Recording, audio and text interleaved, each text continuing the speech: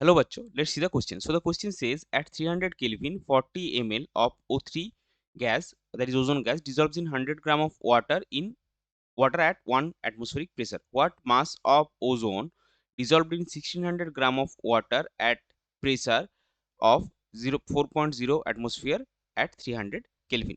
तो चलिए सबसे पहले देखते हैं इस क्वेश्चन का की कॉन्सेप्ट क्या है.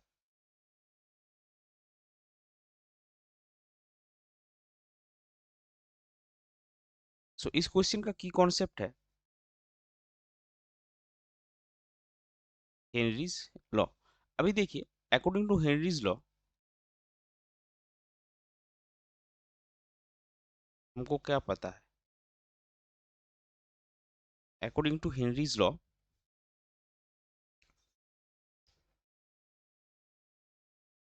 concentration of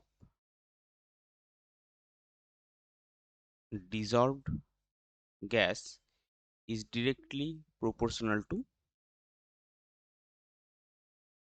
प्रेशर, यानी कि आपका C प्रोपोर्शनल टू P आएगा. तो उस हिसाब से अगर हम फाइनल और इनिशियल का रेशियो निकाले तो फाइनल आपका C डेस्ट आएगा, इनिशियल आपका आएगा C. सिमिलरली फाइनल आपका P डेस्ट आएगा, इनिशियल आएगा P. So C dash by C will be is equal to P dash by P.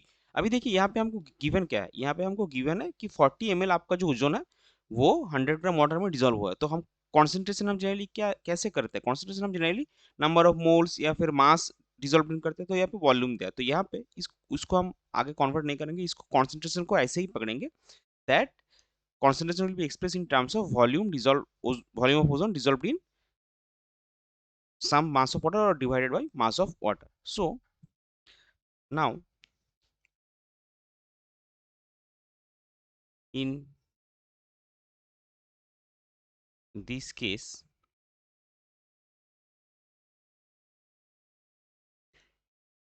we will express the concentration in terms of volume of ozone dissolved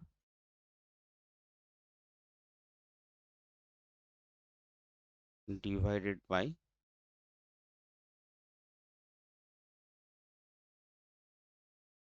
mass of water. So in initial case 40 ml O3 is dissolved in 100 gram water. So आपका C is equal to concentration कितना आएगा 40/100 और P आपका given है 180 m. अभी देखिए दूसरे case में हमको निकालना क्या है कि 1600 ग्राम वाटर में 480 m प्रेशर में कितना ओजोन डिसॉल्व होगा. So let us assume x ml of ozone is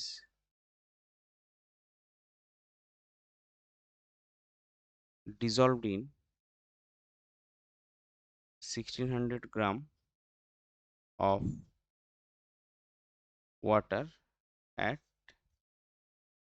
480 m. सो आपको सी डैश जो फाइनल कॉन्सेंट्रेशन है वो कितना आएगा, मतलब सेकंड केस में कॉन्सेंट्रेशन x बाई 1600 और पी टेस्ट आपका आएगा 480 m.